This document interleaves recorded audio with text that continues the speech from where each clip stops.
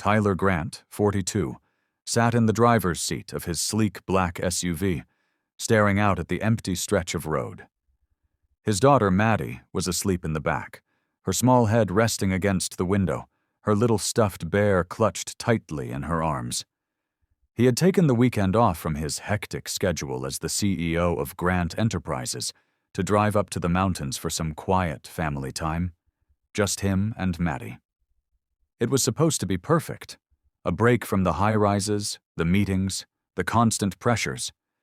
But as the sun began to set, the engine sputtered, and the car jerked to a stop.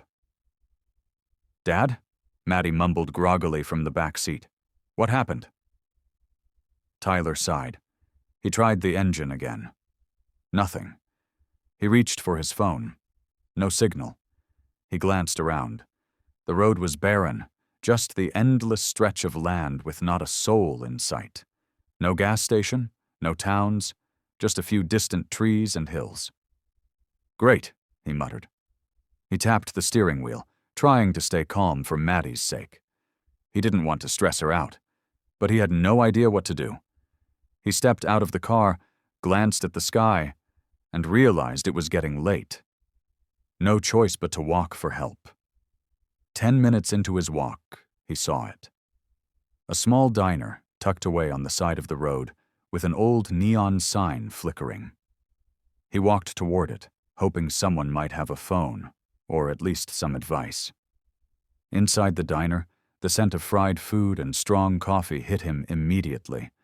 The place was quiet, just a few regulars sitting at the counter. But behind the counter stood a woman who caught his attention immediately. Her name tag read Lily.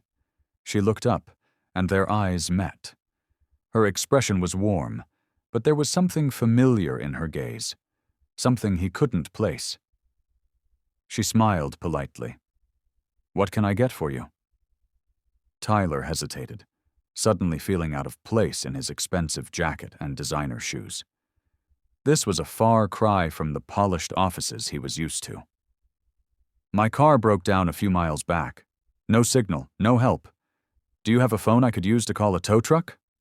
Lily's eyes softened. She nodded. "Of course. Let me get you connected." She handed him the phone, her hands just slightly trembling. Tyler dialed the number, but as he waited, he glanced at Lily again. There was something about her that pulled at him, a deep familiarity he couldn't shake. When he finished the call, she was already back behind the counter wiping down a cup.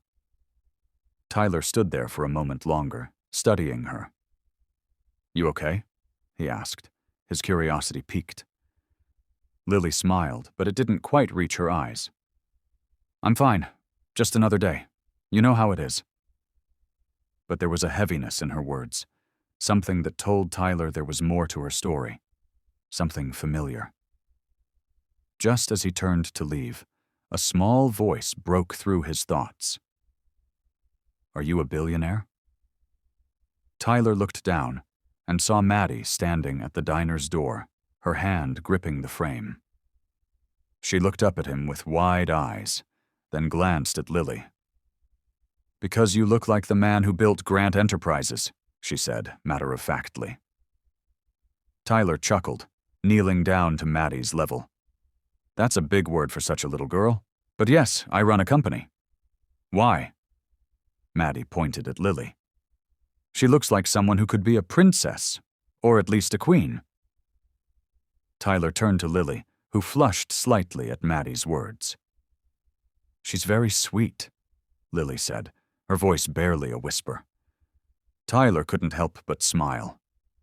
There was something about this simple interaction, about the way Lily seemed to hold herself in this quiet, humble place. He felt an odd pull to her, as if the world they both inhabited, his high-powered, fast-paced one, and hers of quiet moments and simple kindness, was too far apart. And yet, he couldn't shake the feeling that somehow these two worlds were about to collide in a way he never expected. Tyler and Maddie sat at a corner booth while they waited for the tow truck. Lily brought them grilled cheese and soup. On the house. "This place doesn't get many visitors," she said with a small smile. Especially ones wearing Rolexes. Tyler chuckled. It wasn't always that way. She raised an eyebrow. Oh? I used to eat at diners like this.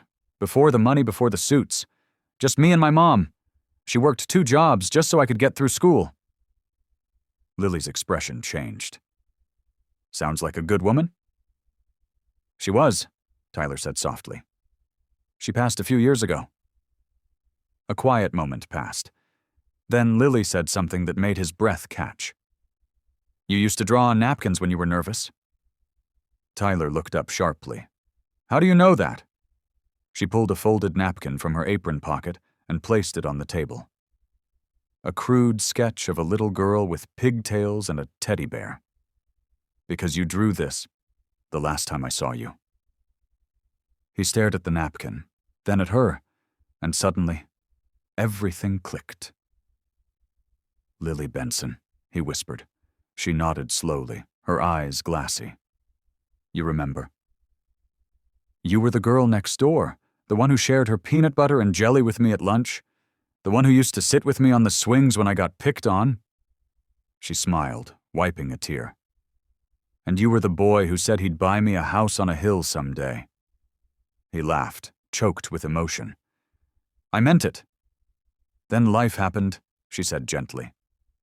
He looked at her with something that had been missing for a long time. Recognition. Connection. Something real. How did we lose touch? Lily shrugged.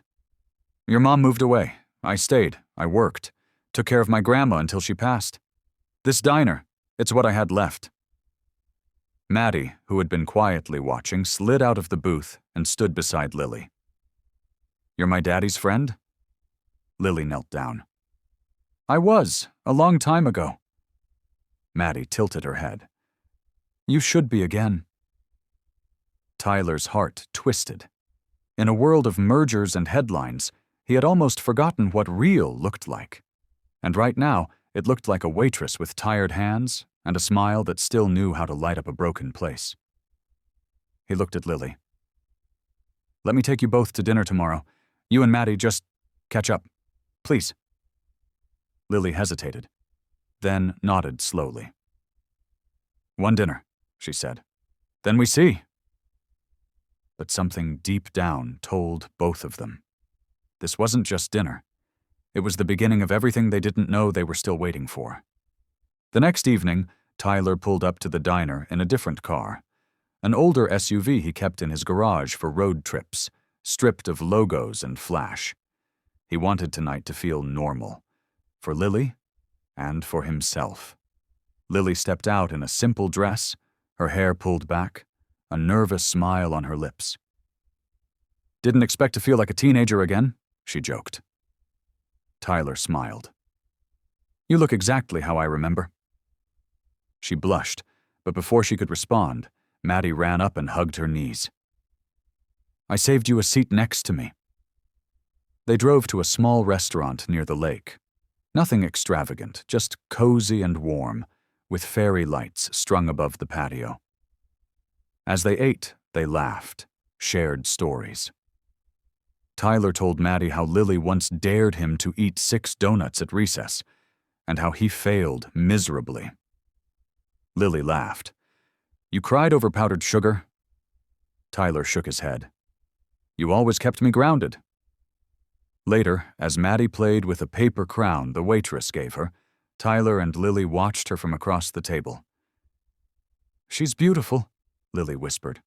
And strong. You've done well. Tyler nodded. I've tried. After her mom left, I didn't know if I could do it alone. Lily looked at him. But you did. And Maddie's proof. He turned to her, his voice quiet now. You know, I've sat at 1,000 tables, signed million-dollar deals, but I haven't felt this full in years. Lily blinked back tears. It's easy to forget what matters when the world moves too fast. Tyler reached across the table. Then let's slow it down. She hesitated. This life of yours, it's big, Tyler. I'm not. That's where you're wrong, he said gently. You were always the biggest part of me." And in that moment, beneath the soft glow of fairy lights and the sound of Maddie's laughter, they both felt something neither of them had expected. Home. Not the kind built from money or headlines, but from memory, forgiveness, and a love that had waited patiently beneath the dust of time. Over the next few weeks, Tyler found more and more reasons to return to the diner, sometimes with Maddie, sometimes alone, but always for Lily. They talked about everything, about the lives they lived, the years they missed, and the people they used to be. Lily slowly opened up. She spoke about her struggles, how she had put her dreams aside to survive, how she'd never been bitter, only tired, and how Maddie's smile had reminded her what hope looked like again. Tyler listened, really listened, and in between his board meetings and business trips, he always found time to call her, just to hear her voice. One evening, as they sat under the stars outside the diner, Tyler looked at her and said, "I have more than I'll ever need. But I want something money can't buy." Lily turned to him, heart thudding. "What?" "A second chance, not at success, at us." She looked down, afraid to hope. "You really think we can go back?" "No," he said softly. "But maybe we can go forward. Together." 6 months later, the diner had a new co-owner. Her name was added to the sign out front. Maddie had her favorite seat by the window, and on weekends, the three of them would cook pancakes in Lily's small kitchen, dancing to old songs and laughing like time had never left. Because love doesn't always arrive on time. Sometimes, it breaks down on a quiet road, walks into a dusty diner, and finds everything it didn't know it had lost.